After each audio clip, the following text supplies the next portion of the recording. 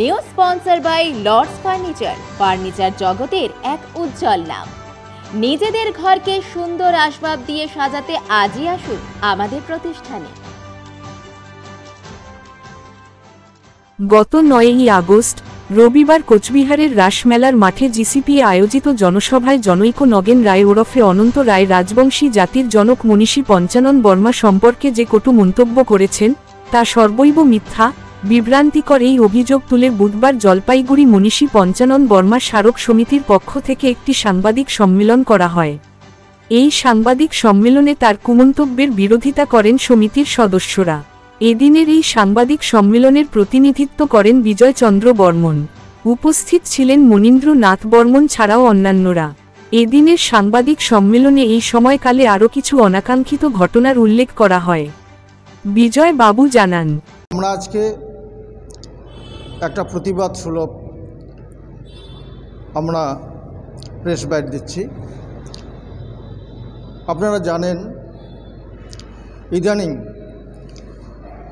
রাজবংশীদের নিয়ে পরপর 3টি ঘটনা ঘটেছে। 9ই আগস্ট কুচবিহারে একটি রাজনৈতিক দল, যেটা গেটার নামে পরিচিত, তার তথাকথিত কর্ণধার নগেন রায় ওরফে অনন্ত রায় কোচবিহার রাসমেলার মাঠে একটা জনসভা করে। সেই জনসভায় মনীষী পঞ্চানন বর্মা সম্পর্কে কটূক্তি করে।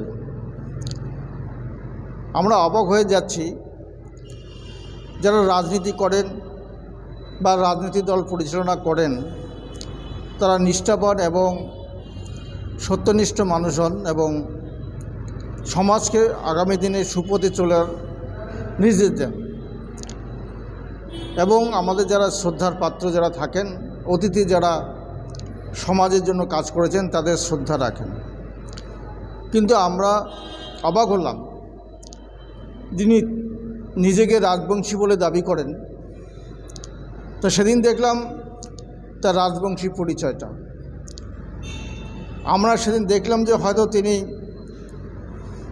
পঞ্চানন বর্মন নামটা সরিয়ে বা পঞ্চানন বর্মা সম্পর্কে তার যে কীর্তিকলাপ, তার যে সামাজিক উন্নয়নের জন্য তিনি যেসব কাজ করেছেন, সাধারণ পিছিয়ে পড়া মানুষের জন্য তিনি যে কাজ করেছেন সে সম্পর্কে তার কোনো ধারণা নেই।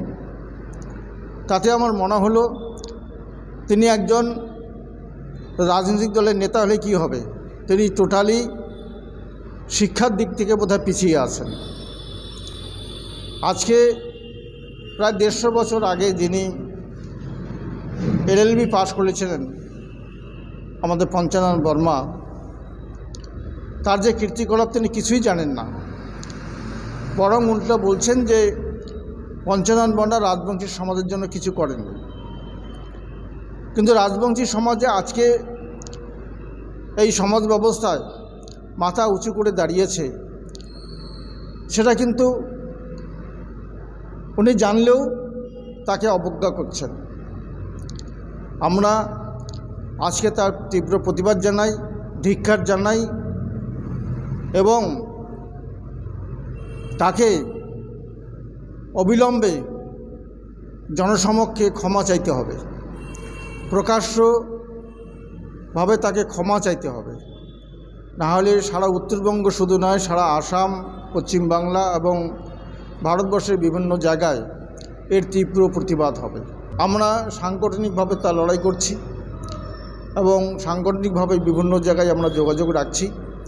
এর প্রতিবাদ হবে, বৃহৎভাবে প্রতিবাদ হবে। জলপাইগুড়ি মার্চেন্ট রোড আরবি দে কমপ্লেক্স সুবর্ণা। এখানে আপনারা পেয়ে যাবেন রকমারি গিফটের সম্ভার। বার্থডে পার্টি হোক কিংবা অ্যানিভার্সারি, আপনার প্রিয়জনের জন্য সমস্ত রকমের গিফট পেয়ে যাবেন সুবর্ণাতে। 36 বছরের পুরনো প্রতিষ্ঠান জলপাইগুড়ি মার্চেন্ট রোড আরবি দে কমপ্লেক্স সুবর্ণা। আজই চলে আসুন সকলের প্রিয় প্রতিষ্ঠান জলপাইগুড়ি সুবর্ণা।